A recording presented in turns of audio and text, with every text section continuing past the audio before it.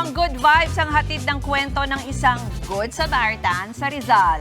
Eto, kahit kasi uwing-uwi na, aba nagawa pa niyang tumulong sa mga nadaanan niya sa biyahe. At dahil pinairal niya ang puso imbes na init sa ulo sa kalsada, di ba, yung mga road rage, plus points siya sa mga netizens.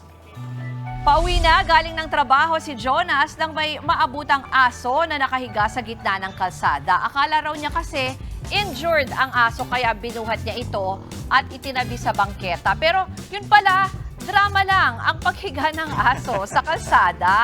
Pagkalapag daw kasi sa kanya ni Jonas sa bangketa, bigla na lang itong tumawid. Pero di lang yan ang baon niyang kwento pagka-uwi. Pagkatapos kasi ng asong nakaharang sa daan, may nadat na naman siyang tumirik na sasakyan. Grabe talaga si Kuya. Kaya naman buwaba si Kuya Jonas para tulungan ang mga taong magtulak ng sasakyan. Ayon sa post ni Jonas sa Facebook, sabik na sana siyang magpahinga pero ang daming aberya. Naisip daw niyang tumulong para mapadali ang daloy ng traffic, di lang para sa kanya, kundi para sa lahat.